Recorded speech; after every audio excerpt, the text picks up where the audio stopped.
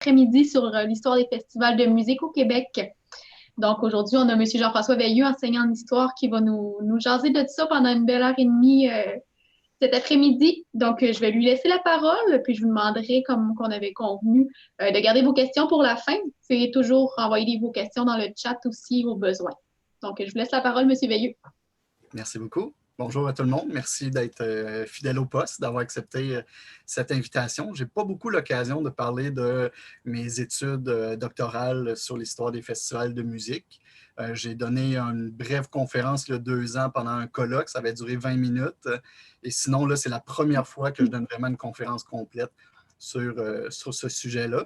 Je remercie beaucoup l'Université du Troisième Âge d'avoir accepté mon projet de conférence et de me donner cette chance-là de vous présenter ça. Ça fait 4 ans déjà que je suis avec eux et je suis très satisfait. En fait, je pourrais dire que c'est mon employeur principal en tant que professeur. Donc, je suis très heureux.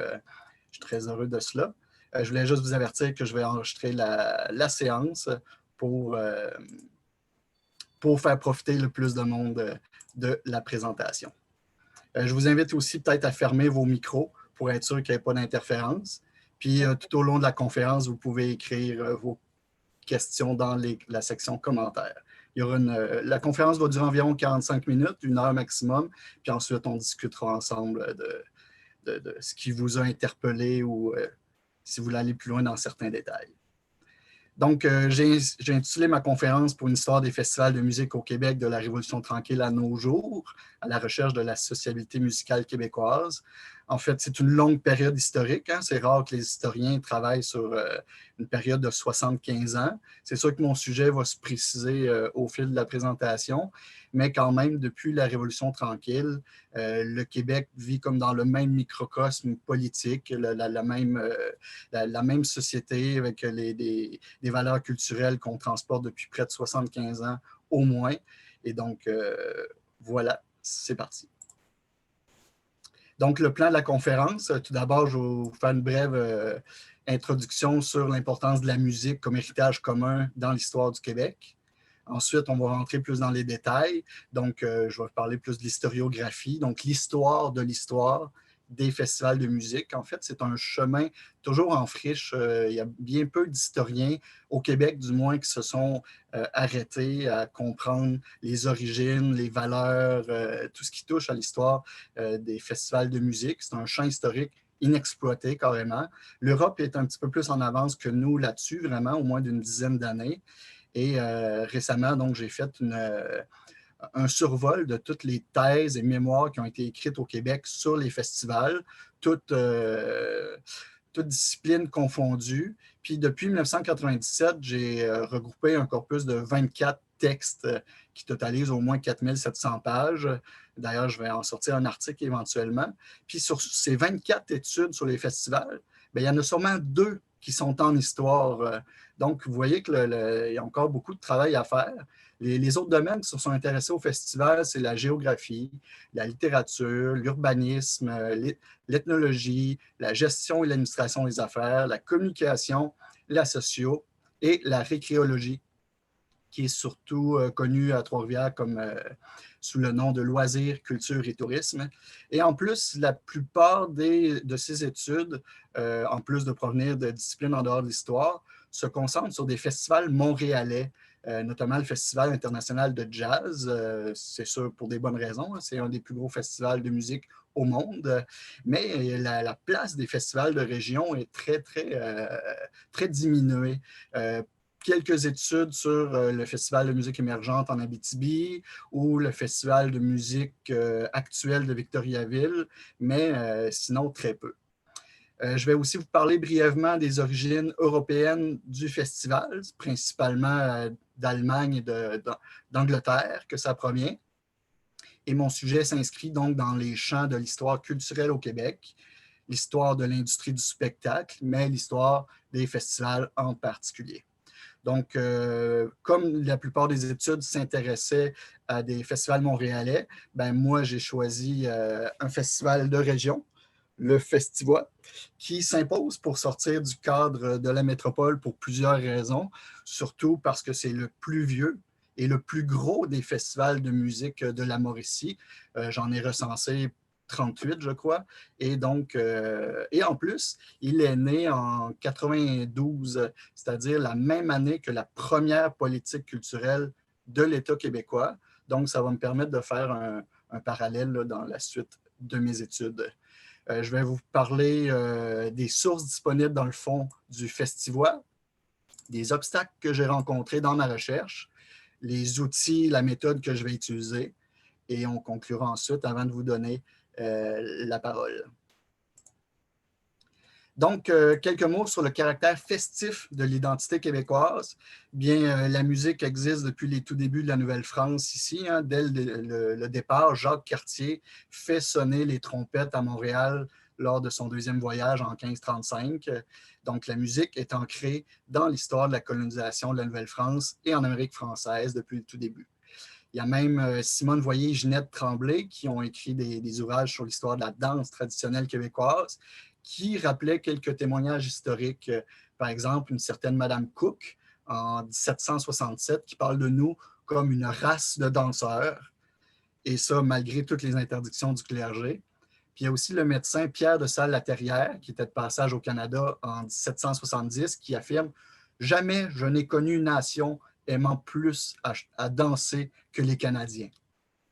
Dans une autre synthèse historique aussi de Willy Antman, parue au début des années 70, j'ai découvert que lui, il parle du peuple québécois en citant Madame Bégon, qui parle de nous comme une nation chansonnière. Et donc, pour définir notre identité, l'auteur insiste aussi sur la joie de vivre du tempérament gaulois et le caractère festif qu'on associe généralement aux danses des cultures latines.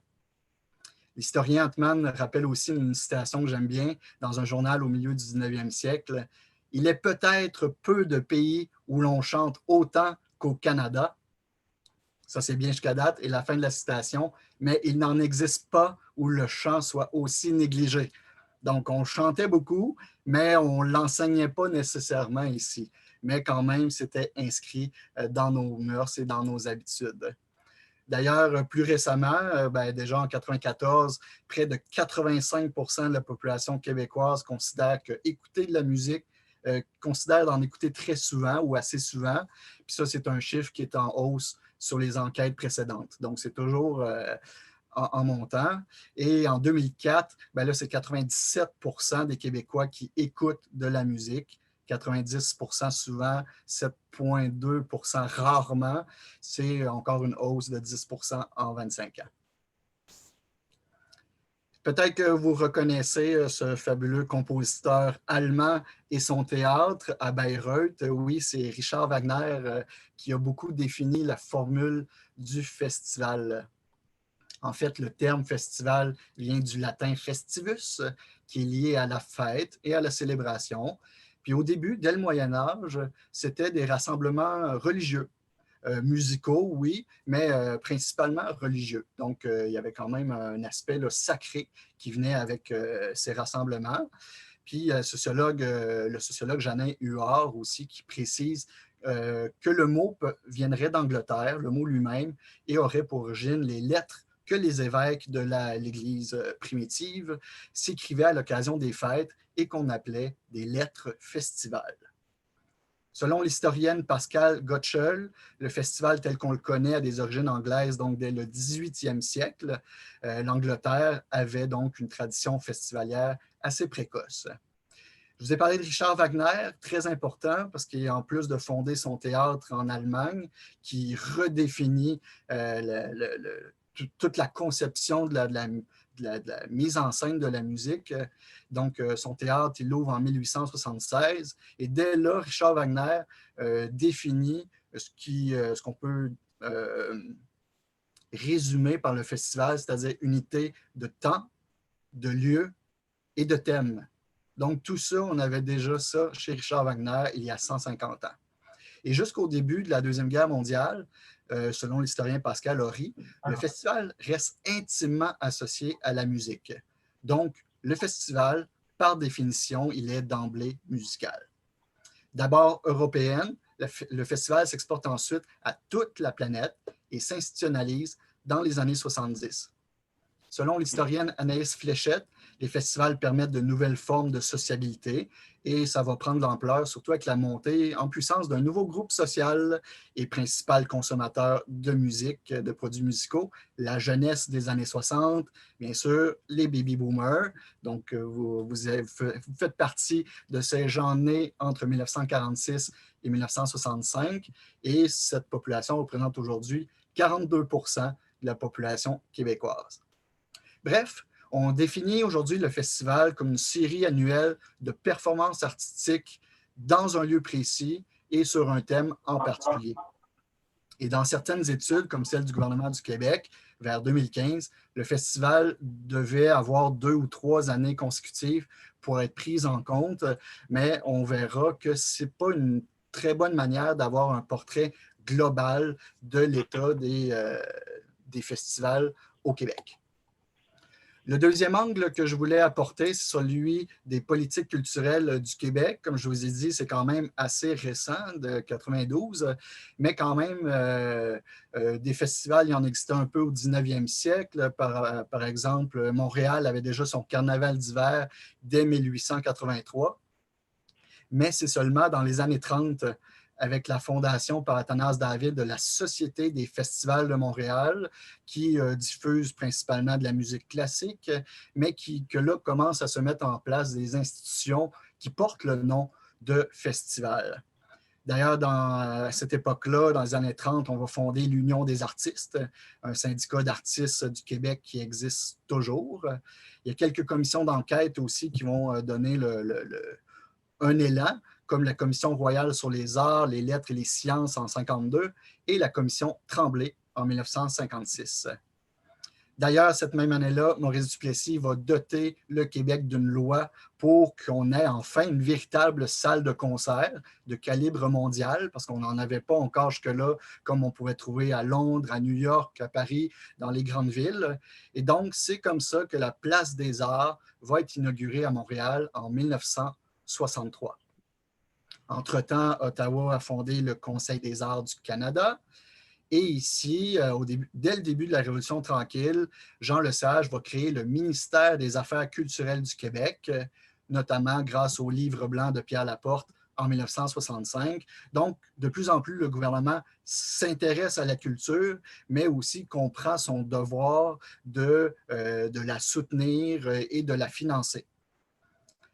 En 1969, le gouvernement du Québec va créer son ministère des Communications et par la suite, là, va se développer toute une série qui va permettre l'émergence du loisir, donc notamment la Confédération des loisirs du Québec, qui en 1973 va faire la première étude officielle du gouvernement sur les festivals québécois. Et à cette époque, on parlait d'un échantillon de 98 festivals, tous genres confondus.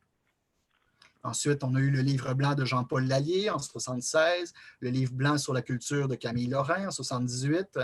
Et la même année va être créée l'ADISC, l'Association québécoise de l'industrie du disque, du spectacle et de la vidéo. Donc, un moment très important parce qu'enfin, on se dotait d'institutions pour se récompenser, pour souligner nos artistes. Et vous savez sans doute que le trophée de l'ADISC porte le nom de Félix, en l'honneur de Félix Leclerc, le père de la chanson québécoise. C'est seulement dans les années 80, en fait, après le référendum, il y a quand même eu une vague de décentralisation, beaucoup de conservatisme, on est en pleine crise économique aussi, donc ça n'a pas très bien été, mais le gouvernement a commencé à décentraliser les pouvoirs vers la municipalité, qui, eux, commençaient à avoir des professionnels de loisirs et donc développer là, des activités et d'en être responsable finalement, au lieu de laisser ça juste au milieu amateur, par exemple. Et là, la grande date, en 92, Robert Bourassa adopte la première politique culturelle et va créer le Conseil des arts et des lettres du Québec en 94. Trois-Rivières va être assez rapide sur le piton, comme on dit. Déjà en 93, la ville se dote d'une première politique culturelle qui a été renouvelée après la fusion de 2001. Mais quand même, Trois-Rivières s'est quand même démarqué là, dès le départ, comme par le slogan d'être une ville d'histoire et de culture. Et ça va beaucoup marquer la naissance du festival, justement. En 94-95, c'est Jacques Parizeau qui va fusionner les ministères de la Culture et de la Communication, devenant ainsi le MCCQ. C'est la forme qu'on le connaît encore aujourd'hui. Et pour Montréal, il faut attendre 2005 avant que la ville se dote d'une première politique de développement culturel dans le but de devenir une métropole culturelle et peut-être même comme Édimbourg en Écosse, la capitale mondiale des festivals. Plus récemment, ben, la politique culturelle a été mise à jour par Philippe Couillard en juin 2018. Il a investi 600 millions pour 41 mesures, mais comme on est encore dans cette suite et que la pandémie ralentit beaucoup la mise en place de beaucoup de structures, ben, on peut difficilement faire un bilan de cette époque. L'autre concept qui m'a beaucoup intéressé dans mes études, c'est celui de la sociabilité musicale. Le terme sociabilité, en fait, est utilisé en psychologie individuelle dès 1669 par Chaplin. Donc, c'est un vieux concept, mais qui a été surtout popularisé par Norbert Elias, qui est un sociologue allemand. Donc, au début du 20e siècle, lui, il étend la notion de sociabilité au processus de civilisation des mœurs, et c'est-à-dire l'idée qu'on contrôle de plus en plus la violence ou qu'on crée des espaces pour se défouler ou pour se décivilisationner. Donc, comme les stades de sport, par exemple, bien, pour lui, c'était justement une manière de transformer notre violence instinctive en quelque chose de plus acceptable pour la société. Il y a d'autres historiens, comme Maurice Agulon aussi, lui, il va introduire la notion de sociabilité qui a été empruntée à la socio dans le vocabulaire des historiens. Jacques Le Goff aussi, un autre historien très important du Moyen-Âge qui va se concentrer sur le corps. Yvan Lamonde, un Québécois, aussi un sociologue, qui va décrire ça comme une production collective et sociale du sens. Donc, l'histoire permet de conjuguer l'individuel et le collectif, d'où les concepts de sociabilité associative, sociabilité populaire, comme les fêtes, ce qu'on va parler aujourd'hui. D'ailleurs, Madeleine Gauthier distinguait aussi la sociabilité formelle, donc non officielle, et informelle comme le bénévolat. Donc, formelle dans des institutions et informelle de manière amateur, on pourrait dire. Et c'est justement cette sociabilité informelle qui est au cœur de l'expérience du festivalier, ce qui permet aux gens de prendre contact avec un héritage ou développer un sentiment d'appartenance. Parce que les festivals, il faut le dire, ce sont des espaces collectifs de rassemblement à la base. C'est des instruments pour cimenter la société. Et donc, les festivals deviennent des vecteurs qui permettent d'affirmer une identité, qu'elle soit locale, nationale ou internationale même. Je me suis beaucoup intéressé au corps parce que c'est l'intermédiaire qu'on utilise dans la sociabilité festivalière. Et en plus que la musique agit directement sur le corps. Les études démontrent déjà que l'art musical joue un rôle important dans l'équilibre psychique du cerveau, le cervelet, et aussi à certains neurotransmetteurs comme la dopamine, l'endorphine, l'ocytocine et la sérotonine. Donc, la musique a vraiment un rôle corporel à jouer, mais malheureusement, il manque beaucoup d'études là, pour affirmer mes postulats sur l'utilité des contacts dans les festivals, mais c'est une piste que j'ai toujours envisagée dès ma maîtrise, quand j'ai fait ça sur l'esthétique de la musique métal, du concert métal. Je me suis beaucoup intéressé à la puissance du son comme forme de catharsis. Évidemment, il y a un événement fondateur, on pourrait dire, dans l'histoire contemporaine, et c'est Woodstock, le grand festival en août 69 aux États-Unis, qui donne le ton. Il pensait avoir 50 000 personnes et finalement, il y en a eu 500 000 en 3 jours. Vous pouvez voir la photo. On voit ici la scène. C'est vraiment incroyable. C'est un festival de musique et de paix qui a quand même très, très bien été pour une foule d'un demi-million de personnes. Il n'y a pas eu d'incident majeur, sauf, on indique, 2 naissances sur le site. Il y a eu 4 fausses couches et 3 morts par overdose. Puis je crois aussi qu'il y en a un qui a été écrasé par un tracteur parce qu'il était trop stone, trop gelé. Mais quand même, généralement, là, c'est un événement qui va donner le goût aux autres sociétés d'organiser eux aussi des festivals de musique populaire. Donc, Woodstock va avoir une influence considérable dans l'industrie du spectacle musical. Il y a d'ailleurs les travaux de l'historien québécois Dominique Hood qui ont été très pertinents pour démontrer comment cette période de festival entre 67 et 70 va faire naître des festivals au Canada comme le Festival Express qui voulait faire une tournée canadienne, mais finalement l'édition montréalaise va être annulée. À Manceau aussi, dont on fête les 50 ans cette année, il y a eu le premier festival pop au Québec qui se voulait un Woodstock Québec. Malheureusement, l'événement a été un fiasco complet. On l'a même surnommé le Festival Flop de Manceau. Et tout récemment, il y a un historien qui a sorti un livre là-dessus. Là, j'ai bien hâte de pouvoir m'y plonger. Mais c'est ça, à partir des années 70, ben là, ça va devenir populaire de faire des rassemblements collectifs de grande importance. Au Québec, les festivals existent depuis longtemps. Par exemple, le plus vieux pour moi, ça serait la Fête nationale, qui pourrait être considéré comme un festival musical. Donc, dès 1834. Sinon, on a eu le Festival de la chanson et des métiers du terroir au Château Frontenac à Québec. Ça a duré 4 années, de 1927 à 1930.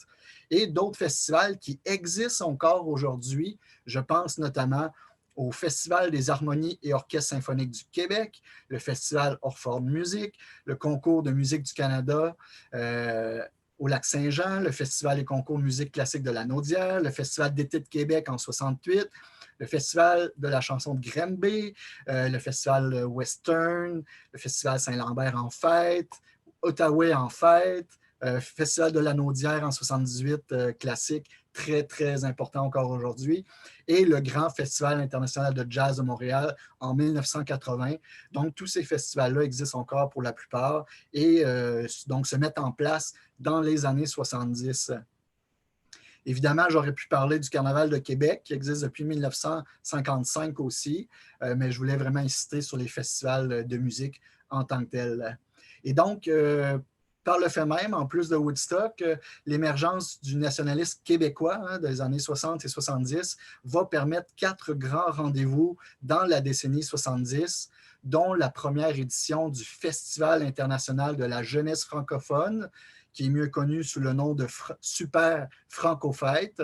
Donc ça a lieu en 1974. Vous voyez ici là, la photo, c'est justement la Super Franco-Fête sur les plaines d'Abraham. Il y a entre 100 et 125 000 personnes qui assistent au concert d'ouverture de nul autre Félix Leclerc, Gilles Vigneault et Robert Charlebois. C'est un spectacle qui s'intitulait « J'ai vu le loup, le renard et le lion ». Ça va peut-être vous rappeler quelques souvenirs. Et donc, c'est la première fois que les plaines d'Abraham sont utilisées comme site de festival à ce point-là, pour une fête musicale du moins. Et pendant 12 jours de chansons et de festivités, la Super Franco-Fête va attirer 1,2 million de personnes. Quelques résultats de mes études doctorales, parce que j'en suis présentement à ma 5e année, normalement ma dernière, donc il me reste 1 an de rédaction. J'ai divisé mes catégories en 3. Donc, les festivals qui sont dédiés exclusivement à la musique, ceux qui utilisent la musique pour attirer du public, comme le Festival de la Poutine, le Festivola, le Festival Western de Saint-Tite, le Festival du Cochon Graissé, donc des festivals qui utilisent les spectacles musicaux pour se démarquer. Et la 3e catégorie, donc les autres festivals, ils sont de toutes sortes.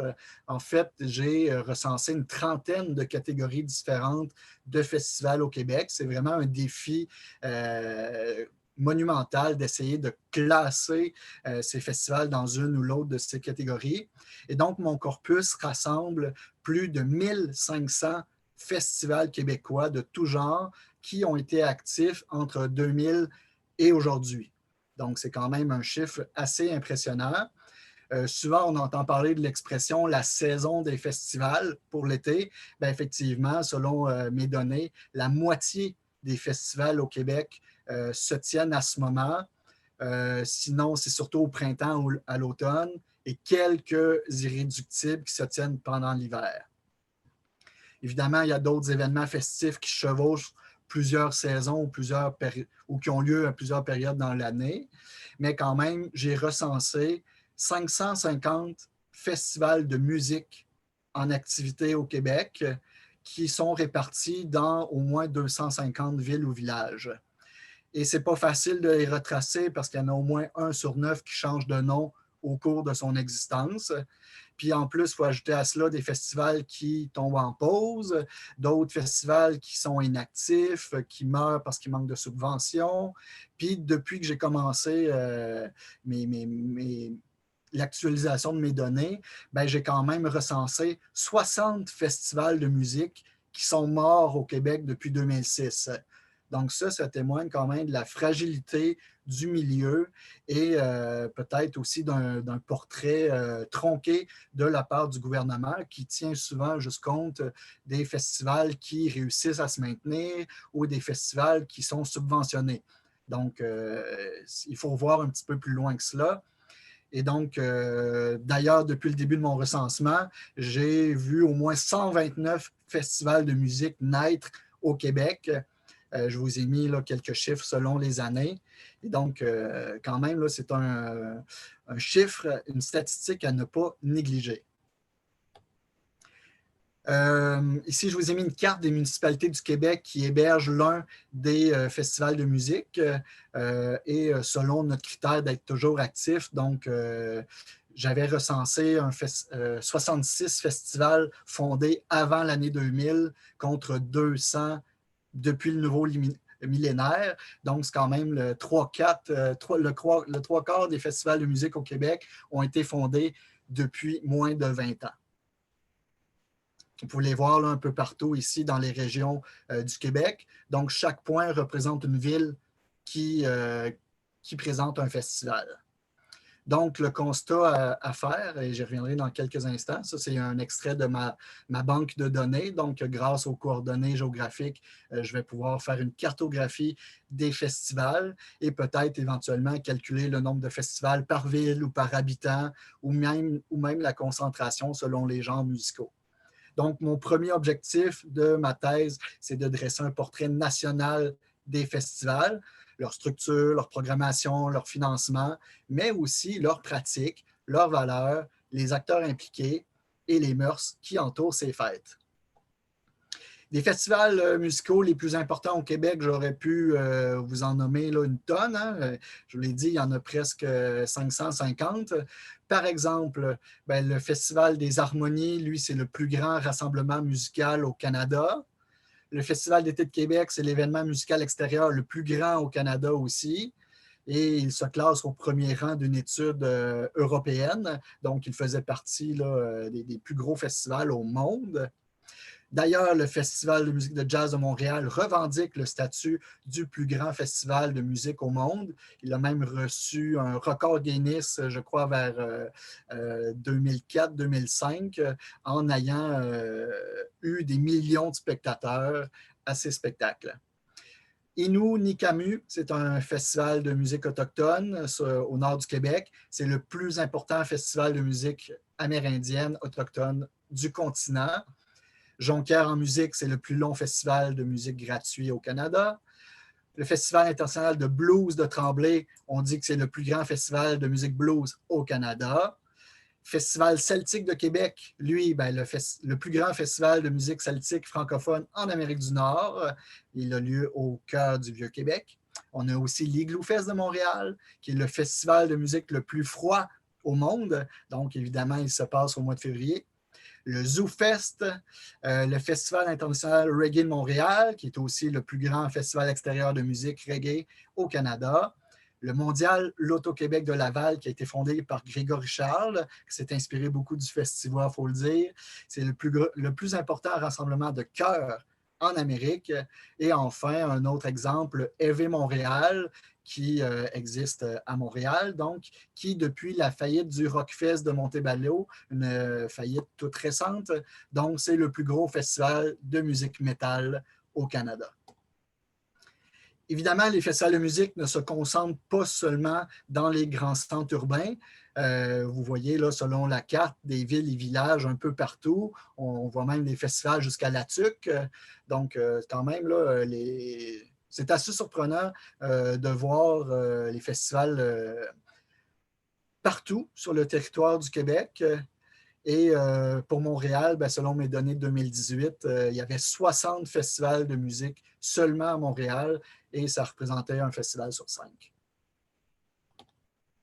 Une autre question que je me suis posée, par exemple, sur les festivals de musique électronique, je voulais savoir si Montréal avait un monopole là-dessus. Puis finalement, ben, j'en ai trouvé moitié-moitié. Donc, moitié à Montréal et moitié en dehors dans les autres régions du Québec. Donc, c'est quand même intéressant de voir que les régions sont aussi branchées sur des musiques dites plutôt jeunes. Jeunes et contemporaines. Donc, ça, c'est quelque chose que j'ai découvert dans mes recherches. Je vous ai mis une carte des festivals de musique en Mauricie. Comme je disais, aujourd'hui, selon mes données plus actuelles, on parle de 38 festivals de musique en Mauricie. Et les points représentent donc des municipalités qui en offrent. Évidemment, il y a une concentration à Trois-Rivières, mais quand même, c'est très intéressant de voir qu'il y a une multitude de festivals insoupçonnés. Donc, la problématique de ma thèse, devant le manque de recherche en histoire sur le phénomène festivalier et leur public, donc il devient important de connaître l'ampleur de ces grands rassemblements culturels, puis les facteurs et les stratégies qui ont contribué à leur consolidation.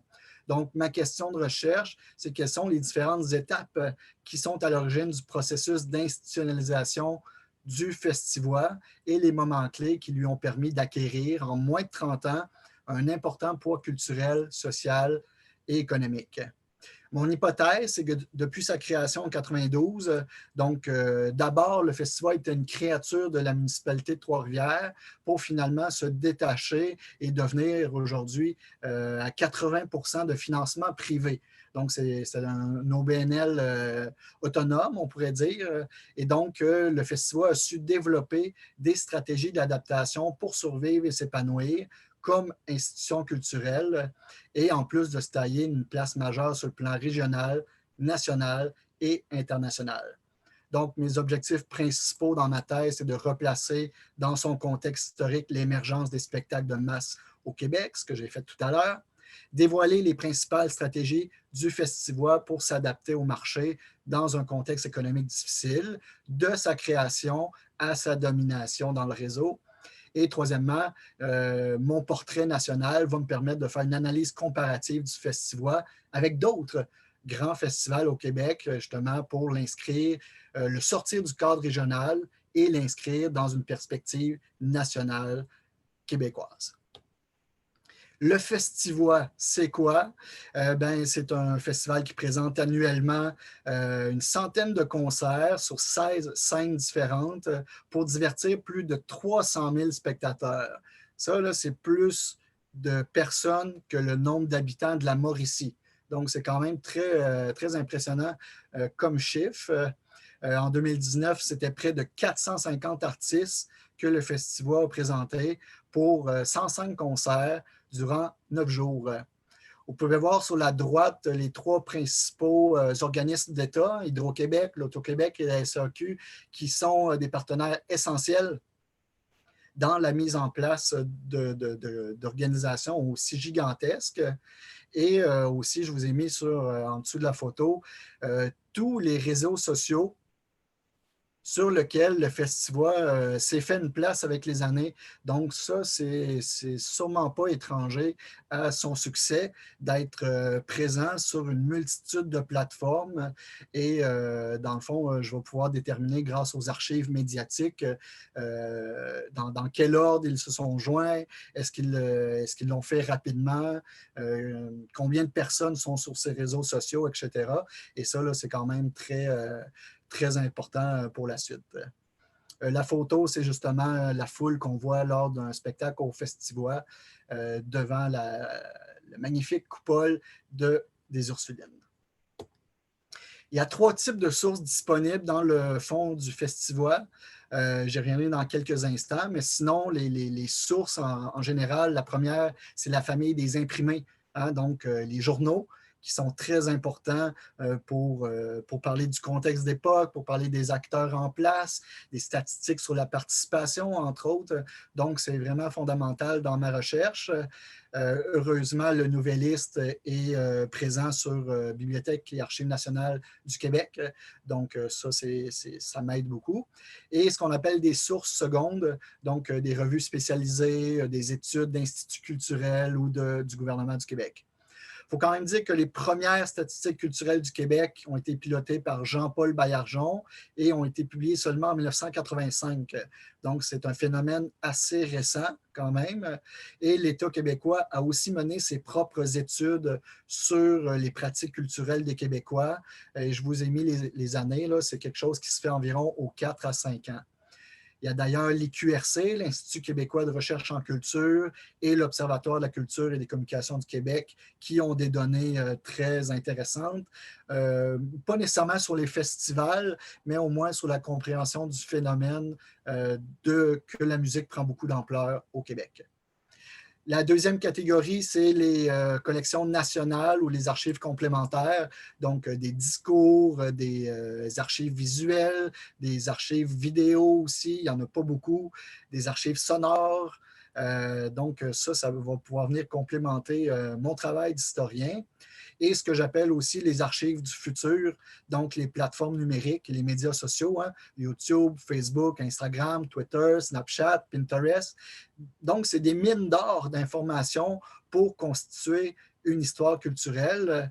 Mais comme c'est du numérique, ben, c'est quand même très fragile. Et j'y reviendrai tout à l'heure quand je parlerai des obstacles. Et troisièmement, la troisième catégorie de sources, ben, j'aimerais ça faire des entretiens et des sondages d'après la méthodologie de la théorisation racinée. C'est une méthode sociologique. J'ai déjà lancé en ligne mon sondage auprès des festivaliers. Donc, si vous allez sur ma page Facebook, vous allez pouvoir participer à mon étude doctorale. C'est un sondage d'environ 15 minutes pour nous parler de votre expérience en tant que festivalier. Donc, si ça vous intéresse, vous pourrez aller remplir le sondage et je vous invite à le remplir comme si la pandémie n'avait pas existé. Sinon, évidemment, il y a des chances que la COVID fausse mes données. Hein, ça a retardé la mise en place de plusieurs festivals. Donc, ça, il va falloir que j'en tienne compte à la fin. La méthodologie de la théorisation racinée, la MTE, ça a été fondé dans les années 60 par 2 sociologues de l'École de Chicago, Glaser et Strauss. Donc, c'est une approche dite prosopographique. Donc, moi, je fais un recensement. C'est une des étapes. Et j'analyse beaucoup les discours que les gens tiennent dans les journaux sur les festivals, donc par les différents médias. Et la MTE défend 6 grandes formes de données. L'insertion, donc la participation dans le festival, l'observation, les procédés de recension, les sources écrites comme les revues de presse, les données audiovisuelles et les entretiens. Donc, j'aimerais ça faire des sondages et des entretiens, autant avec des organisateurs présents ou passés du festival. Et je tiens un journal de bord aussi là, depuis plusieurs années pour garantir la scientificité de ma démarche et que d'autres chercheurs puissent un jour continuer ou compléter ce que je n'ai pas eu le temps de faire. Donc, c'est une approche à la fois quantitative et qualitative. On dit que c'est une approche mixte et c'est ainsi que je pourrais mieux appréhender le phénomène festivalier comme événement festif de masse. Hein. Quelques exemples en fait, le Festivois, mon retour d'Europe en 2018, parce que j'étais allé voir là-bas comment ils étudiaient les festivals. Donc, l'organisation du Festivois a été très gentille de m'ouvrir leurs portes. J'ai pu fouiller la photo que vous voyez, c'est toutes les archives qu'ils possèdent en papier depuis 1992. Donc, c'est quand même, on voit que c'est fragmentaire, malheureusement. C'est ce qui touche la plupart de nos organisations, qui sont surtout des OBNL ONL. Donc, vous voyez des programmes différents là, selon les années qui vont m'être très utiles pour, par exemple, compter le nombre d'artistes que le festival a reçus au fil des années. Et de là, par exemple, calculer la part d'artistes locaux sur les artistes de la programmation, des choses qui m'intéressent. Donc, je vous épargne toutes ces données, mais quand même, on peut trouver dans les archives du festival des publicités, des horaires d'entrevue, des articles, des communiqués de presse, des programmes, quelques sondages et surtout dans les journaux, j'ai été étonné de trouver des caricatures quand même très intéressantes et aussi des lettres de citoyens, évidemment des lettres tantôt positives, tantôt négatives, mais à travers ces plaintes ou ces commentaires, ces suggestions, je vais pouvoir mieux retracer l'évolution de la structure du Festival de Trois-Rivières. Comme ça, c'est un autre tableau. Par exemple, je calcule le nombre de spectacles à chaque année, le nombre de scènes. J'essaie de calculer le nombre de spectateurs selon les sources. Donc, ce n'est pas toujours disponible, mais quand il y a un article qui le souligne, ben, j'ajoute la donnée pour avoir une perspective d'ensemble plus globale. Il y a d'autres sources qui s'ajoutent à ça, évidemment, parce qu'au départ, j'avais ciblé des enjeux très importants dans les festivals du Québec, comme par exemple la pollution sonore, des attentats terroristes. Il y en a eu dans des festivals aux États-Unis, entre autres. Donc, j'ai été très porté à ces événements. Et donc, d'autres enjeux comme la gestion des déchets, la circulation, la sécurité, la qualité des équipements. Donc, ça, c'est des choses qui m'ont interpellé. Il y a un livre que je peux vous conseiller si ça vous intéresse, là, une histoire des festivals 20e et 21e siècle. C'est un collectif qui est sorti en Europe. Et ça, c'est vraiment une Bible que je vous conseille, là, de Anaïs Fléchette et Pascal Gottschall, entre autres. Et à l'intérieur de cette étude, il y a un chapitre sur le Québec, parce que le gouvernement du Québec a participé donc en 2015 à cette étude. Et dans leur étude, le gouvernement du Québec parle seulement de 75 festivals. Donc, moi, quand j'en compte 550, vous pouvez voir qu'il y a quand même beaucoup de rattrapage à faire sur la compréhension de ce phénomène. Le festival a porté différents noms, hein, même selon les journalistes, là, ça passe du Festival international de l'art vocal au Festival d'art vocal, le Festival de l'art vocal, l'International de l'art vocal ou juste l'International. Donc, il est vrai qu'il y a 3 périodes distinctes dans l'histoire du festival. Donc, tout d'abord, de 92 à 97, sous le slogan « Trois-Rivières, ta voix m'enchante », avec un petit logo, on pourrait dire enfantin, là, d'un oiseau qui chante. C'est quand même, il faut partir à quelque part. Hein? Et donc, en 97, le festival devient officiellement l'International de l'art vocal. Donc, c'est un festival qui voulait se spécialiser dans les petits ensembles vocaux, dans la musique vocale, que ce soit du rap ou de la musique a cappella. Donc, c'est vraiment un champ large. Vous pouvez voir 3 autres slogans de cette époque. L'International de l'art vocal, complètement branché, et l'International sur tous les tons. Et sinon, depuis 2008, depuis mars 2008, il a acquis le nom qu'on le connaît aujourd'hui, le Festivoix, donc le Festival des 1001 voix. Et depuis ce temps, le festival connaît on pourrait dire un succès monstre. Et ce qui démontre la réussite de cette organisation qui n'a pas toujours été facile au fil des années, comme je peux lire dans les médias, mais ça va être justement à moi d'en raconter les péripéties. Par exemple, ça a tellement été difficile que ça a pris 10 ans à ce festival avant d'être reconnu officiellement par le ministère de la Culture du Québec. Donc, pendant 10 ans, le festival ne recevait aucune subvention du gouvernement provincial et encore moins du gouvernement fédéral. Et donc, ça a été difficile, hein? Vous pouvez imaginer, là, pendant 10 ans.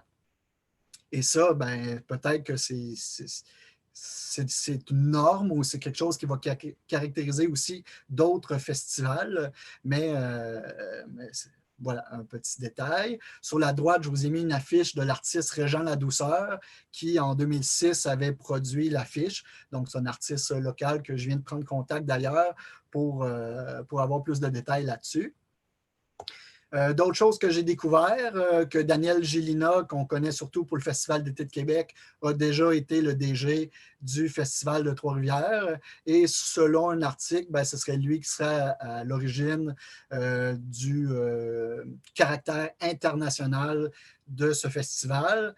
Et d'ailleurs, en 2002, à Trois-Rivières, il va avoir lieu une grande première mondiale d'une histoire de Jules Verne, Retour au centre de la Terre. Donc, un festival musical basé sur Jules Verne avec Rick Wakeman, quand même, claviériste de Yes. Et donc, c'est des choses comme ça que je découvre dans les archives du festival qui démontrent une bonne adaptation et une capacité de création artistique originale. On peut voir l'évolution des publicités ici d'Hydro-Québec de 1997 à 2007. Donc, c'est des choses intéressantes que je découvre dans les archives. On peut voir ici l'évolution des publicités de l'Auto-Québec. Un festival en vrai, c'est une vraie chance.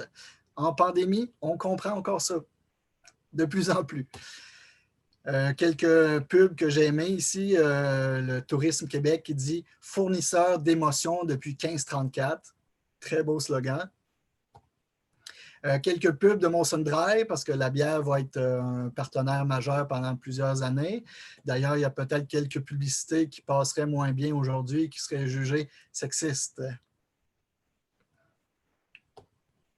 Des plans aussi que je découvre dans les archives. Donc ça va être intéressant de voir l'évolution de l'occupation de l'espace public. Au départ, le festival se tenait sur 5 ou 6 scènes, puis aujourd'hui, c'est 16 scènes. Donc ça, c'est quand même intéressant de voir l'évolution et quels sites ont été abandonnés au profit d'autres, pour quelles raisons. C'est ce que je vais écrire dans ma thèse de doctorat. J'ai aussi je me suis rappelé que j'avais été moi-même participant au Festival de Trois-Rivières, participant dans la foule, mais participant sur scène aussi. J'ai performé 4 fois sur la scène de la relève avec des récipiendaires de QTR en spectacle. Donc, c'était quand même agréable de se remémorer d'aussi beaux souvenirs. Quelques exemples de caricatures. Je vous ai dit que j'en avais trouvé peut-être une dizaine. Donc, c'est quand même intéressant que même par l'humour, on peut se rapprocher de l'histoire d'une institution. Donc, je vous en ai mis quelques-unes. Évidemment, chacune d'elles a son contexte particulier. J'ai même découvert un super poisson d'avril de Stéphane Frappier en 2006 qui disait que Showtime, un spectacle local, avait réussi à convaincre Paul McCartney et Ringo Starr, les 2 derniers Beatles vivants, de passer à Trois-Rivières pour un soir seulement. Donc, petit clin d'œil là-dessus. Je découvre aussi des ovnis comme ceci en 2005. C'est la seule fois que ces mascottes seront utilisées par l'organisation. Tout de suite, moi, j'ai pensé aux Teletubbies qui ont été diffusés de 1997 à 2001.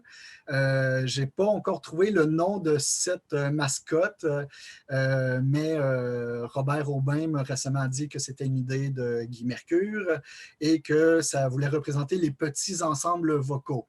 Mais c'est ça, comme je vous l'ai dit, ça n'a pas duré longtemps. Donc, c'est pour ça que je l'appelle un ovni. Il y a des déceptions, évidemment, dans les archives parce qu'elles sont incomplètes.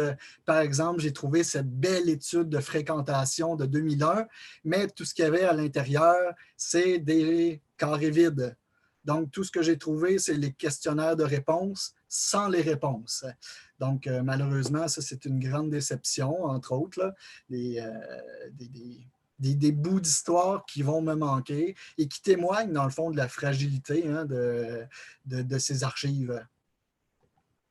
Aujourd'hui, le Festival est une organisation professionnelle qui se classe, je dirais, dans le top 20 des festivals de musique au Québec. Je vous ai mis ici l'organigramme de 2018, donc pour vous démontrer à quel point c'est une grande organisation qui profite d'au moins 300 bénévoles annuellement. Donc, c'est une organisation à connaître. Quelques difficultés avant de conclure, des difficultés que j'ai rencontrées dans mes étapes. Bien évidemment, les festivals qui cessent d'exister, hein, que ce soit pour une raison financière ou autre, bien la plupart vont fermer leur site Internet ou leur page Facebook. Donc, ça, c'est une perte incommensurable de données pour un historien comme moi. Puis en plus, moi, je travaille sur une période je travaille presque sur le présent, puis je vois déjà des choses qui disparaissent dans les 20 dernières années. Donc, hein, et dans mon échantillon, ben, 8 festivals sur 10 ont un site officiel, puis il y en a 9 sur 10 qui ont des pages Facebook. Hein. Une page Facebook, c'est gratuit, donc c'est normal qu'il y ait plus de festivals là-dessus que sur un site Internet, mais quand même, c'est très dommage, c'est dommageable pour l'histoire de cette disparition. Il y a des festivals aussi qui ne semblent pas toujours connaître le nombre d'éditions à laquelle ils sont rendus. Puis même si je communique avec eux, personnellement, ben, l'information est trop souvent absente de leur site. Puis il y en a même qui sont incapables de me répondre adéquatement sur l'année de leur première édition et ou plus rarement sont incapables de me dire le nom des fondateurs parce que justement, il y a plusieurs équipes qui se substituent au fil des années. Puis il y a une perte d'informations que je peux témoigner. Les changements de direction au fil des ans n'aident pas non plus, évidemment, la connaissance de ces institutions très éphémères. Les festivals changent de nom, comme je vous l'ai dit tout à l'heure. Les sites officiels, parfois, deviennent désuets hein, ou sont non mis à jour. Donc, l'adresse existe encore, mais le nom de domaine n'a pas été renouvelé. Les listes gouvernementales aussi ne tiennent pas compte des festivals qui sont non subventionnés. Donc, ça, c'est un grand défaut. Un autre problème que j'ai eu ou que je voulais partager avec vous, c'est l'anonymat de certains sites médiatiques comme Radio-Canada ou des articles de journaux locaux. Donc, se basent sur des communiqués de presse et donc les articles ne sont pas signés de noms de journalistes ou de recherchistes. Puis ça, pour moi, c'est un problème parce que c'est difficile d'attribuer une valeur scientifique à un article qui est non signé comparativement à un journaliste qui suit un dossier, par exemple l'histoire d'un festival depuis 10, 15 ou 20 ans. Hein? Donc, ça, c'est quelque chose qui me dérange beaucoup chez Radio-Canada. J'ai aussi une difficulté à trouver des informations fiables sur Internet pour des festivals avant les années 2000. Évidemment, on comprendra pourquoi. Et le dernier obstacle, ben, c'est la disparition des journaux locaux. Hein? De plus en plus, là, les journaux disparaissent, mais leurs archives web disparaissent également. Et donc là, ça devient un frein parce qu'on ne peut pas tout trouver sur le site des Archives nationales du Québec. Quelques organismes partenaires au groupe de recherche qui m'aident, même s'ils ne travaillent pas sur les festivals en particulier, ils travaillent sur la musique. Donc, l'OICRM, le Brahms, la Société québécoise de recherche en musique. Festival et événements Québec, c'est clairement l'organisme le plus positionné pour m'aider dans mes recherches. Ça a été fondé en 1975 et ils vont aussi s'allier avec la Société des attractions touristiques du Québec. Et plus récemment, dans les années 2000, il y a eu le REMI, le regroupement des événements majeurs internationaux. Donc, eux ne s'occupent pas de tous les festivals du Québec, mais recensent quand même beaucoup de données sur justement le festival, entre autres, qui est membre, le Festival d'été de Québec, le Festival de jazz, etc. En conclusion, ben, la musique hein, est omniprésente dans notre société. Pour certains, c'est même le moteur de la culture populaire moderne. Depuis 20 ans, depuis les années 2000, il y a plusieurs auteurs qui soulignent la multiplication presque infinie de la formule festival, en plus d'une certaine mise en spectacle de la culture et de l'information. Selon certains auteurs, on assiste à une véritable festivalomanie, qui est un concept emprunté à la festivalisation de chercheurs en Californie, et d'autres parlent aussi d'une festivalisation excessive. Mais en fait, ce n'est pas nouveau parce que déjà dans les années 80, en 83, dans l'ère du vide, Gilles Lipovetsky parle de la festivisation globalisée. Donc, c'est déjà un phénomène qu'il percevait à cette époque. Et en 98, c'est surtout connu par le penseur français Philippe Murray qui va dénoncer fortement notre ère hyper festive, l'ère de l'hyper festif. Donc, ça va beaucoup, ça alimente mes recherches encore jusqu'à aujourd'hui. Il y en a d'autres qui préfèrent le terme de spectacularisation, c'est-à-dire une méthode de marchandisation pour la ville contemporaine, parce que c'est une manière de se faire connaître à l'international de plus en plus. Les festivals sont des cartes de visite. Et ça, c'est sans rappeler l'avertissement de Guy Debord, dès 1967, qui parlait de la société du spectacle, qui pour lui était devenue une simple réalité. Donc, qu'en est-il au Québec? Avons-nous un rapport malsain avec les festivals et la culture du divertissement? Ces événements festifs éphémères sont-ils utiles à la société québécoise? C'est ce que je pourrais définir par l'entremise de ma thèse. Et dès 2005, Stéphane Baillargeon, dans Le Devoir, affirmait que Montréal s'était autoproclamé capitale mondiale des festivals. Donc, ça faudra que je le confirme par les données. Mais c'est vrai que pour l'instant, tout porte à croire que la moitié des festivals au Québec, comme la moitié de la population reste à Montréal aussi, ben c'est à Montréal que ça se passe. Donc, il y en a qui qualifient cette mascarade de fièvre de l'hyper-festif, mais quand même, j'espère que par mon projet doctoral sur le Festivois, c'est une étude de cas, donc j'entends dévoiler le réseau de relations entre l'État québécois, les organisations d'événements festifs de masse, leurs divers partenaires et des milliers de festivaliers, même des centaines de milliers, on pourrait dire. Bref, je veux comprendre en quoi ces fêtes éphémères contribuent à la mission culturelle de l'État du Québec et déterminer à quoi correspondent leurs publics musicaux. Donc, les définir, selon moi, depuis au moins 25 ans pour le territoire du Québec, va nous permettre de mettre à jour nos connaissances sur les habitudes québécoises, d'entrer collectivement en relation avec la musique. Donc, merci beaucoup de votre écoute. Et je vous laisse sur cette fabuleuse image d'un spectacle de Metallica sur les plaines d'Abraham qui a rassemblé 100 000 personnes.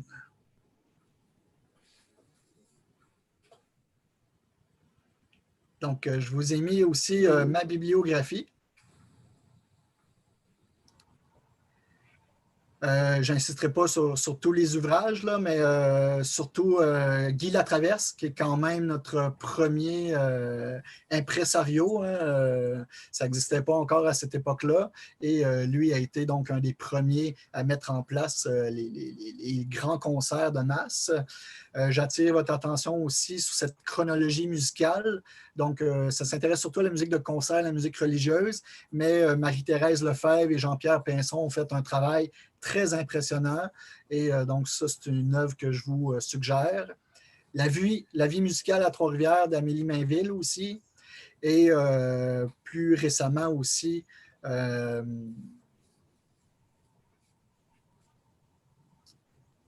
Julien Besançon, François Nicolas et Françoise Escale, aussi des chercheurs français qui ont beaucoup d'avance sur nous, sur l'histoire des festivals et qui vont être des points de départ pour moi.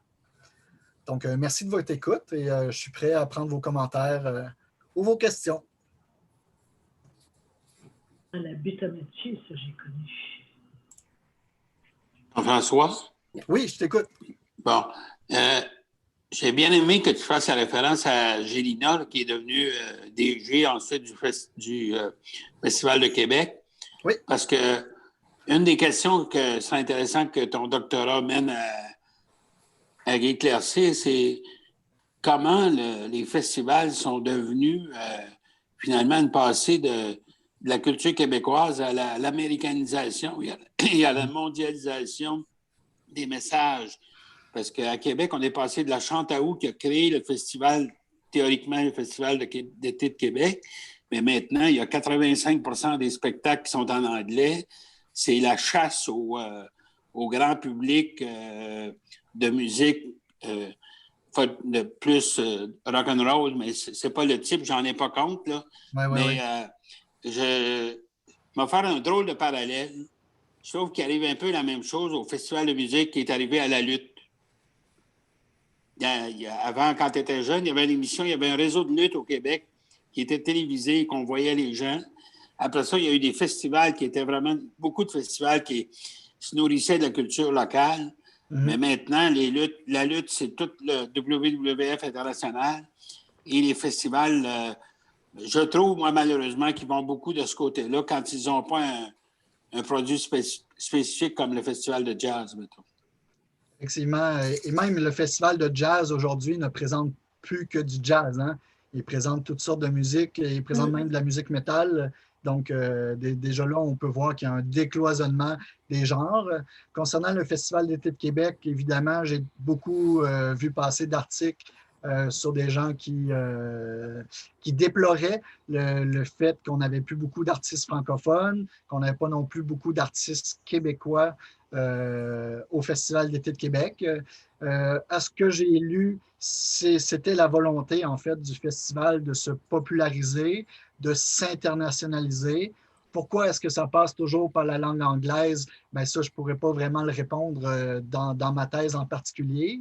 Le festival n'y échappe pas non plus en invitant des groupes comme Nelly Furtado ou d'autres grandes vedettes rock anglo-saxonnes, évidemment. Par contre, il existe quand même beaucoup de festivals au Québec qui sont 100% musique québécoise ou 100% musique francophone. Donc ça existe toujours, même s'ils n'ont pas l'ampleur du Festival d'été de Québec. Peut-être qu'au fil de mes recherches, là, je vais pouvoir voir un point tournant, mais il faut se rappeler qu'au début des années 2000, quand justement le Festival d'été de Québec a voulu devenir international, on était en pleine ère de libre-échange, de globalisation. Donc, c'était valorisé de faire partir du grand village mondial. Donc,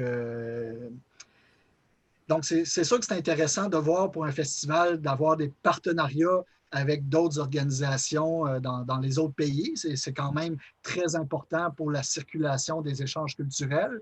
Puis je pense que nos artistes québécois profitent aussi de ça en allant ailleurs. Ils sont très connus en Europe, au Japon, et ça, c'est un plus.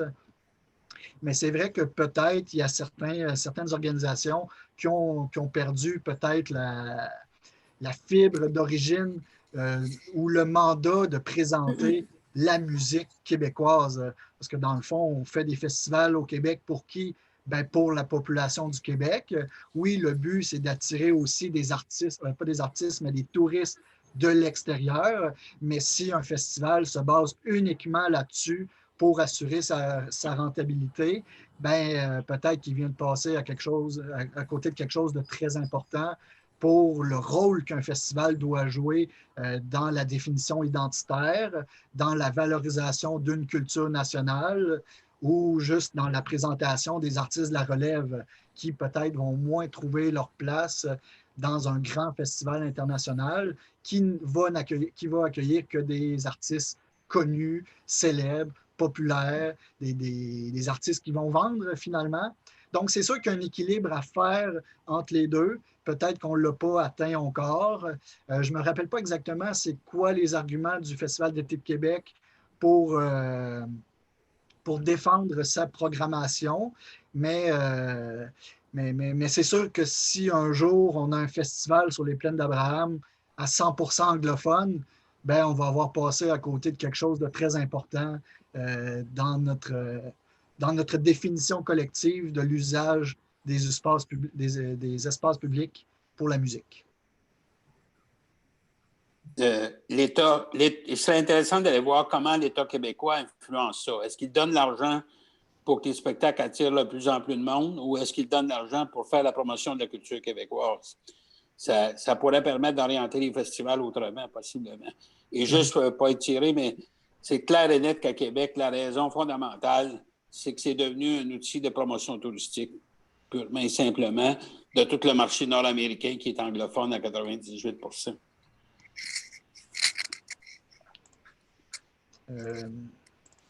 Est-ce qu'il y a d'autres questions?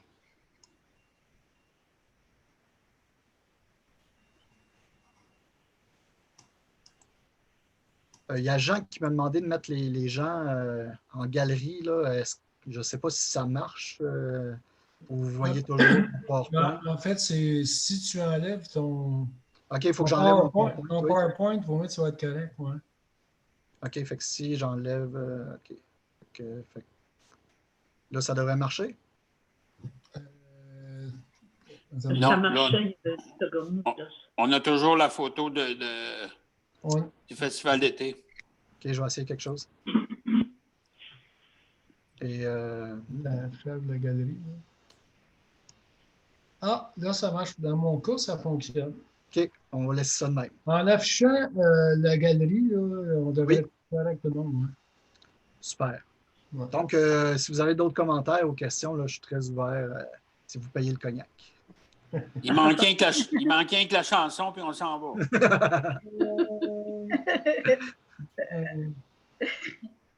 Mais je vous en promets une pour mon dernier cours à l'UTA. OK. Salut. Monsieur Jean-François, quand je suis arrivée en 2013 à Trois-Rivières, Oui. il y avait un groupe qui faisait de la musique celtique, rue Notre-Dame, centre-ville, à proximité de tout près de l'hôtel Delta qui était de l'autre côté de la rue. Okay. Et puis après, c'est disparu. J'ai trouvé ça triste. Mm-hmm. C'était comme un cabaret musical. C'était un peu informel. C'était absolument magnifique. Voilà un très beau souvenir de mon arrivée à Trois-Rivières. Aussi, je déplore en général que les festivals, oui, c'est beaucoup, beaucoup anglophone. Et j'ai pas trop l'habitude de consommer des drogues. Et je me suis exclue de ce domaine. Mais c'est intéressant, votre démarche, parce que ça touche beaucoup de grands morceaux de la population. Mm-hmm. Et c'est intéressant. Il faut connaître ce que le monde, nos contemporains aiment, même les plus jeunes que nous. C'est tout. Merci.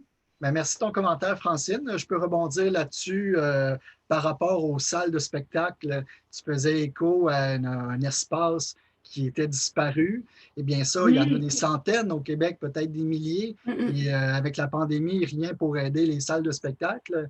Et donc, ça, c'est justement quelque chose qui manquait. Peut-être qu'un jour, les historiens devront écrire une histoire des salles de spectacle au Québec.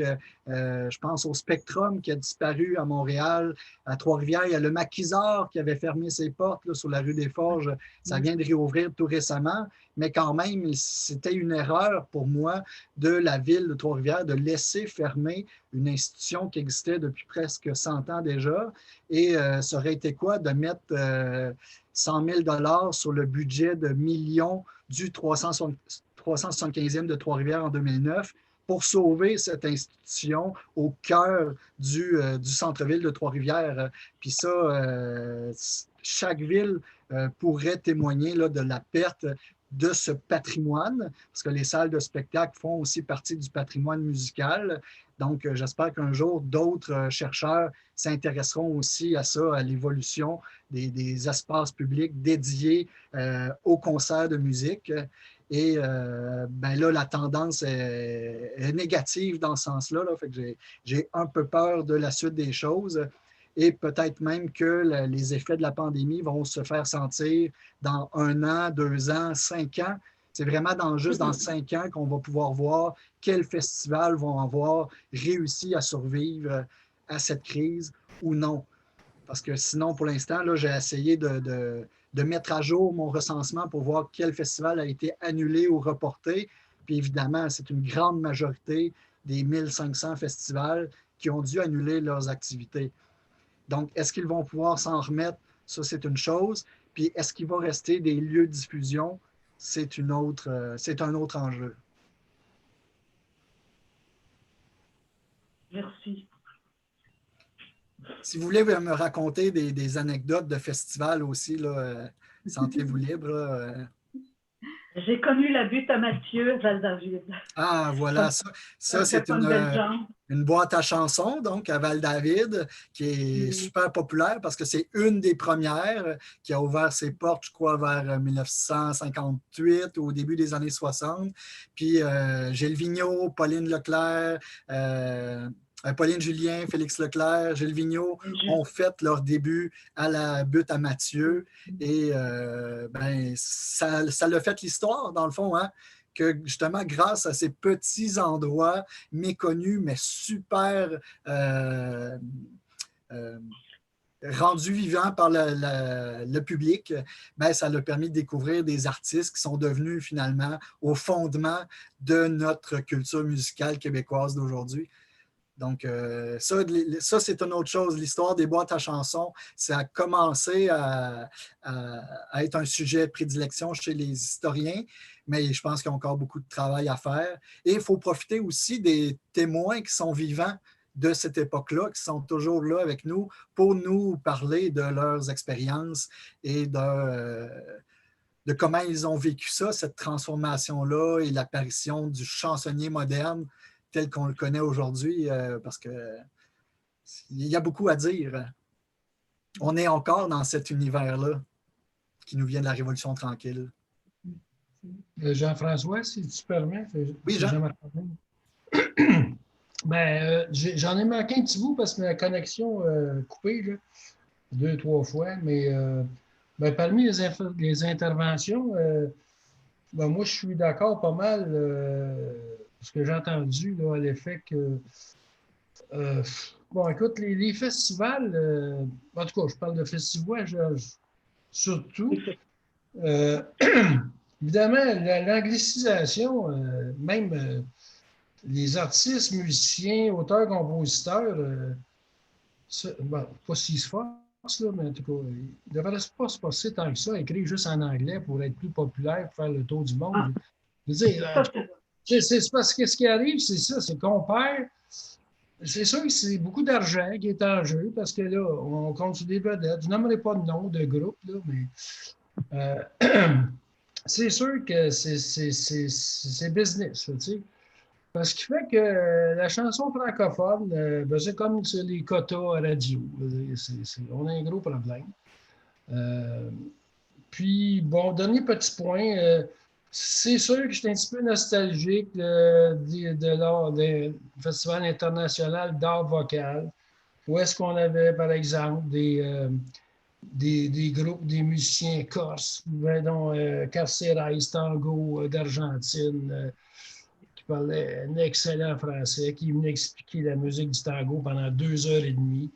Je veux dire, moi, je suis un peu maniaque des musiques du monde, fait que c'est sûr que je suis peut-être gros défaut là-dessus, là, mais c'est peut-être pour ça que je m'ennuie de ces choses-là. Ce genre de festival. Alors voilà. OK, donc selon toi, le festival présente de moins en moins de musique du monde ou nous fait découvrir moins d'artistes pour miser sur justement des artistes plus populaires? C'est quelque chose que tu as remarqué? Écoute, c'est sûr, quand je regarde le programme, j'ai moins d'intérêt que j'en ai déjà eu, mettons. Ça fait un bout que c'est comme ça, d'ailleurs. Ouais. Pour moi, qu'est-ce que tu veux? Puis tu parlais des quotas de musique francophone à la radio. Regarde, ça va dans le même sens. Écoute, là, ils veulent les descendre à 35 %. Ça n'a aucun sens. Quand on parle de radio commerciale, par exemple, ou je ne sais pas si ça fait partie aussi du grand... tout ce qu'on entend dans les commerces, tu n'as pas d'annonce, puis ça soigne, c'est le streaming, je ne sais pas quoi, comment on appelle ça. Ouais. Écoute, c'est un désastre, là, je veux dire. Oui, ça, c'est sûr que c'est un problème, là. Puis surtout que les radios elles-mêmes demandent à baisser le seuil des musiques francophones. Tu sais, un moment donné, est-ce qu'on peut valoriser les artistes de chez nous, là? Tu sais, c'est ça que je suis en train de dire. Mais il faut rappeler que le CRTC est une loi fédérale et ça s'était décidé en 1867 à la création du Canada. Donc, on disait que les pouvoirs résiduaires qui n'existent pas encore, comme la radio, la télévision, le numérique, vont appartenir au fédéral, comme c'est ça qui était défini. Même si les pouvoirs n'existaient pas encore, ceux qui seront découverts seront de juridiction fédérale. Puis ça, malheureusement, ça nous nuit encore aujourd'hui. Jean-François, je veux bien, mais c'est la demande populaire. Oui, c'est sûr que de plus en plus, surtout depuis les années 2000, peut-être que c'est un effet de la globalisation, justement, du libre-échange, que la planète est en anglais, que l'économie est en anglais. Tout le monde, les jeunes aussi, sont sur Netflix en anglais, ils écoutent de la musique en anglais. Fait que c'est sûr qu'il y a un changement de système qui est en train de s'opérer. C'est quand même très dangereux pour la suite et pour la survie de notre écosystème culturel.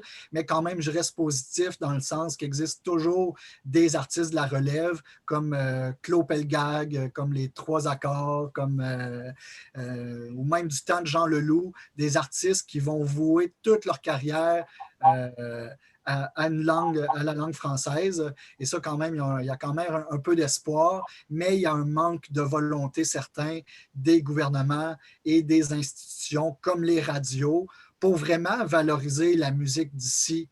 Parce que oui, si on veut entendre la musique anglaise, bien, on a juste à aller sur YouTube ou sur Internet, puis il y en a plein.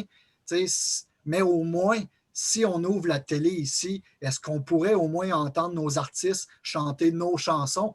Puis là, plusieurs ont lancé des flèches à Star Academy, La Voix, puis les autres émissions du genre qui ne font pas toujours qui ne remplissent pas toujours leur devoir de valoriser la musique d'ici, finalement, et la musique qui est venue avant nous aussi. Il ne faut pas oublier tous ceux qui sont passés avant les années 2000 non plus, justement pour créer un effet de continuité et de partage de cet héritage musical. Donc ça, c'est essentiel.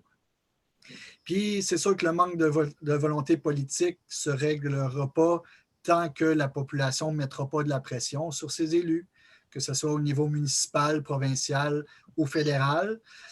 C'est sûr qu'au fédéral, on pourra peut-être tout de suite jeter l'éponge. Hein. Ça fait 50 ans qu'il y a une loi sur les langues officielles, puis ils ne sont même pas encore capables de l'appliquer partout, au détriment des minorités francophones partout au Canada. Mais donc, c'est ça. Il y a encore du travail à faire. Je pense qu'il faut garder espoir. Puis peut-être que la pandémie permettra justement un peu plus, comme on le voit, une valorisation de l'achat local. On voit des initiatives comme le panier bleu, la musique bleue. Donc, et j'invite tous ceux qui nous écoutent aujourd'hui d'encourager les artistes locaux et d'acheter leurs disques à Noël. Tu sais, c'est un peu la base du système, parce qu'on sait que pour l'écoute en ligne, les artistes reçoivent des peanuts, hein, ils reçoivent des scènes sur des millions d'écoutes. Donc, il y a une injustice au niveau numérique. Donc, il y a encore des choses à régler pour valoriser nos artistes francophones. Et les festivals ont leur rôle à jouer à cet égard. Et je ne veux pas vous déprimer là non plus. Là. Non. Et si les organisateurs des festivals ont moins de moyens, peut-être bien qu'ils vont plutôt s'intéresser aux artistes locaux qui vont coûter moins cher, tout simplement. Tout à fait. Et même le festival s'est construit de cette manière-là. Dans les premières années, c'est les artistes locaux de la région qu'on valorisait et qu'on vendait comme un spectacle 100% trifluvien. Puis ça devenait une marque de commerce de pouvoir justement mettre de l'avant les gens de chez nous. Puis ça a duré quelques années. Évidemment, ils ont voulu changer de ligue, puis ils ont voulu miser plus gros. Mais je pense que le festival joue quand même son rôle encore dans la présentation de la musique de la relève, mais il y a encore, des choses à améliorer. Puis je pense que la moitié des festivals au Québec ne reçoivent même pas de subventions du gouvernement. Donc, est-ce qu'elle sert à quelque chose, cette politique culturelle? Est-ce qu'elle... Parce que les festivals sont gérés par deux ministères, le ministère de la Culture et le ministère du Tourisme. Et c'est surtout celui-là qui gère les subventions et qui distribue souvent à des organisations qui sont déjà en place, qui sont déjà bien installées. Donc, on donne beaucoup d'argent aux gros joueurs. Puis ça, ben, ça nuit justement aux festivals qui sont plus régionaux, qui sont plus locaux et qui valorisent la musique de la relève, des jeunes, la musique québécoise. Ça existe encore, ce n'est pas en voie de disparition. Puis même que depuis les années 2000, on voit un retour des festivals de musique traditionnelle. Et ça, les jeunes sont beaucoup en appui là-dessus, notamment dans la région de la Gaspésie, la région de la Naudière, l'Abitibi. Donc, ça, c'est quand même favorable que ce retour à la musique traditionnelle. C'est un patrimoine musical très important. Mais peut-être qu'il y a une réforme à faire dans les structures ministérielles pour faire en sorte qu'un maximum de festivals puissent profiter de cet argent-là et non pas seulement ceux qui sont déjà stabilisés dans leur organisation. Donc, ça, je m'inquiète beaucoup, évidemment, pour l'avenir à cause de la pandémie. Mais c'est un dossier que je suis beaucoup. Il y a même une organisation qui est née cet été qui s'appelle le Refrain. Donc, c'est le rassemblement des petits festivals de l'Est du Québec, donc surtout Bas-Saint-Laurent, Gaspésie, peut-être une trentaine, une quarantaine de festivals qui se sont mis ensemble justement pour, au lieu de se faire concurrence, ben de s'entraider, de collaborer, de partager des artistes, de s'aider pour aller chercher des subventions. Donc ça, c'est un pas dans la bonne direction, mais on voit que pour l'instant, ils sont surtout laissés à eux-mêmes et ça va peut-être être dommageable à long terme. Mais je te remercie de ton commentaire et oui, la musique locale doit être prioritaire dans chacune des régions pour que puisse vivre la musique québécoise. Puis peut-être qu'un jour, on verra un réseau s'instituer vraiment officiellement entre les festivals québécois pour s'échanger des artistes, pour faire connaître des styles de musique moins connus. Donc voilà. François, c'est à moi que tu répondais? À Claudine qui parlait aussi de la musique de la relève. Jean, toi, tu as surtout parlé de la musique en français. C'est quand même très, très important. Je rappelle que le Québec est la seule province au Québec, la seule province au Canada à avoir le français comme langue officielle. Donc, quand même, on devrait mettre les moyens, surtout qu'en Amérique du Nord, on représente 2 % de la population. On est entouré de 350 millions d'anglo-saxons. Donc, il faut prendre acte de notre situation géopolitique, puis nous donner les moyens de la faire vivre, cette culture-là. Donc, j'espère que Star Academy, La Voix et autres entendront le message de ces auditeurs qui, que je le vois souvent, font des lettres pour essayer de faire changer ça. Excuse-moi, c'est juste c'est parce que ma connexion a coupé 2 fois. C'est pour ça que je ne savais plus à qui tu répondais. OK. Merci, Jean. Oui, Francine? Non, j'ai dit oui, bravo. Rien de spécial. Non, je supporte. Il faut. Le maintien de notre langue française, c'est capital.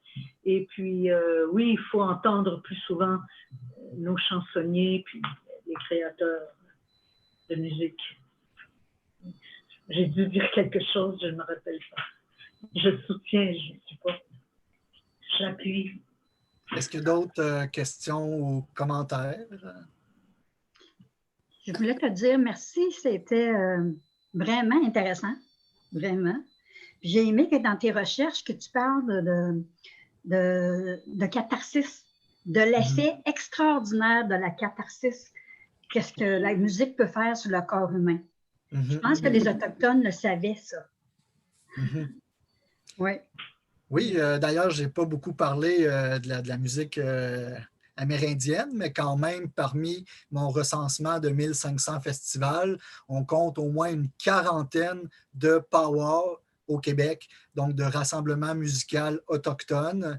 Et ça aussi, ça fait partie de notre patrimoine. Là. On a encore des croûtes à manger, comme on dit. Il y a encore des ponts à établir avec ces communautés-là. Il y a 11 nations autochtones au Québec. Donc, j'espère certains ont déjà développé leur structure festivalière, mais j'espère qu'on réussira à leur trouver une place sur nos tribunes. Et quant à la catharsis, c'est un concept développé par Aristote dans l'Antiquité. Donc, c'est un concept issu du vocabulaire médical qui signifie la purgation. Oui. Donc, la catharsis, c'est un défoulement, qu'il soit individuel ou collectif, qui nous permet vraiment de passer à un stade avancé d'une libération psychologique. Donc, il y a vraiment un avant et un après à la catharsis. Oui. Moi, je l'ai utilisé dans le cadre de la musique rock et métal parce que c'était évident de voir ce public se garrocher partout et se frapper amicalement les uns les autres dans le trash qu'on appelle. D'ailleurs, mon mémoire de maîtrise en philosophie a été dédié à ça.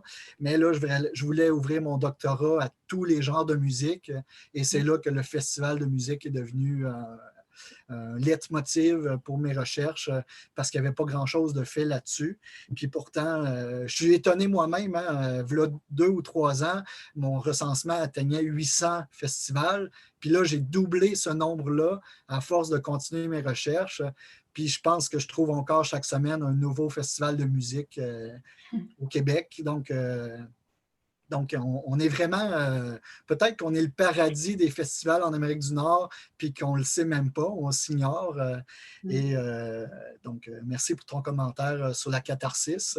Mon mémoire est disponible en ligne pour ceux qui s'intéressent. Là, vous pouvez aller le lire, ou je vous l'enverrai par courriel. Là, aussi, aux membres qui étaient présents aujourd'hui, je peux vous envoyer mon PowerPoint là, si vous intéresse. Là, je passerai par Nicolas pour vous le faire parvenir. Oui, s'il vous plaît. Quel est le titre? J'avais appelé ça pour une histoire des festivals de musique de la Révolution tranquille à nos jours. Puis moi, je m'intéresse beaucoup à la sociabilité musicale parce que ce qui m'impressionne beaucoup, c'est que dans un festival, tous les gens sont la proximité qu'on a avec l'autre, avec des inconnus, c'est vraiment quelque chose de particulier. En temps normal, on n'accepterait jamais d'être dans une mer de milliers de monde entouré d'autant de personnes qu'on ne connaît pas. Puis pourtant, là, dans ce milieu, dans ce contexte précis, ça passe, c'est valorisé, même qu'on prend du plaisir à partager une expérience avec d'autres. Donc ça fait partie du phénomène festivalier. Puis ça me fascine, là, ça me fascine vraiment, là, comme quand j'ai mis l'image de 100 000 personnes sur les plaines d'Abraham. Je ne sais pas si vous avez déjà vécu ce sentiment-là, mais c'est incroyable de partager un spectacle musical. Ça procure de la joie. La musique, ça procure de la joie. Ça procure la joie. Aussi, quand on danse, là, c'est ça. Et c'est un petit secret quand on fait le ménage. Quand on sort d'une pièce que l'autre est dur à faire, comme la toilette, ça fait du bien de danser et de chanter entre-temps. Oui, la musique devient une motivation, en plus d'être une forme de thérapie. Hein? C'est utilisé depuis l'Antiquité. La musique a des vertus thérapeutiques. Et étrangement, dans un festival, c'est rare que tu m'entendes parler de racisme. Oui. Tout le monde est mélangé. Il existe même le Festival du racisme à Québec. Donc, c'est un festival qui se réunit pour discuter de ces enjeux-là, justement. Mais tu as raison de souligner que dans un espace festivalier, il n'y a pas de classe sociale, il n'y a pas de religion, il n'y a pas de classe ethnique non plus. Donc, ça c'est intéressant aussi Donc, d'où l'utilité, finalement, de ces grands événements. Certains disent qu'on ne devrait pas les financer à coups de millions, mais qu'est-ce que le Québec serait s'il n'avait pas ces festivals de musique? Ah oui. Pour ne pas perdre notre réputation. Effectivement.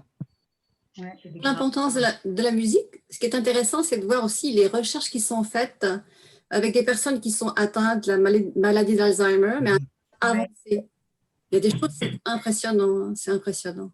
Tout à fait, des études. Il y en a à Montréal, au Brahms, c'est le laboratoire de l'Université McGill, je crois.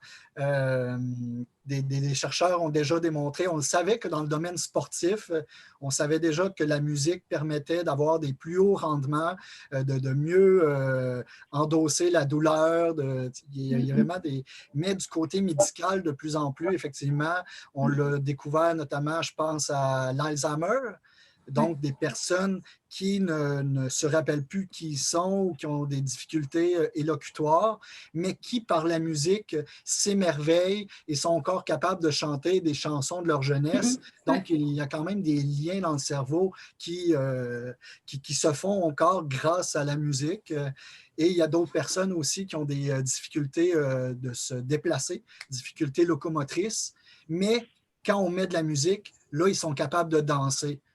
Donc, ça, c'est quand même aussi très intéressant. Là. Il y a beaucoup d'études là-dessus qui démontrent justement l'importance de la musique dans les connexions du cerveau. Et j'espère que les chercheurs continueront aussi dans ce sens-là. Moi, c'est quelque chose qui me fascine beaucoup aussi. Là. Je pense que la musique, c'est un art supérieur parce que ça s'adresse autant à l'esprit qu'au corps, et tandis qu'une peinture, on fait juste la regarder, par exemple, ou une sculpture, on ne se sent pas atteint physiquement par cette œuvre, mais quand c'est le cas d'une musique, ben là, ça nous transporte et les études en neurologie se pointent de plus en plus sur l'utilité de la musique dans les réseaux hospitaliers, dans les salles de chirurgie. Donc, il y a beaucoup de... Dans les étables. Ah oui, aussi, il paraît que ça si on diffuse de la musique classique, les vaches donnent plus de lait, dit-on. Oui, c'est vrai. Oui, c'est vrai. C'est super intéressant, c'est ça. Il y a des études quand même qui ont brisé le mythe là, de l'effet Mozart, parce qu'on disait qu'on mettait de la musique pour les bébés, la musique de Mozart serait meilleure que les autres, mais finalement, il n'y a pas de type de musique qui est meilleure que les autres. Il faut simplement écouter de la musique que l'on aime. Donc, que ce soit du rock, du reggae, du classique ou de l'électronique, ça peut vous procurer les mêmes effets positifs que n'importe quelle musique. Donc, continuez d'écouter de la musique, ne cessez jamais. Jouez-en si vous pouvez. Et on se revoit, si possible, dans un festival près de chez vous, quand ce sera possible.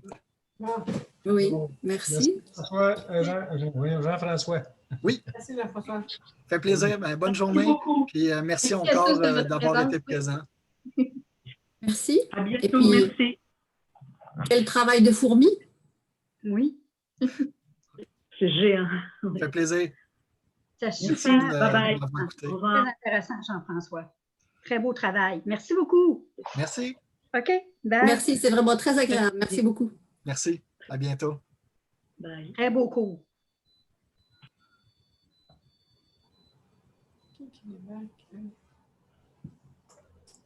Oui, merci beaucoup, Jean-François, pour la présentation de cet après-midi. Je crois que ça a été très, très apprécié de tous les apprenants qui étaient là aujourd'hui.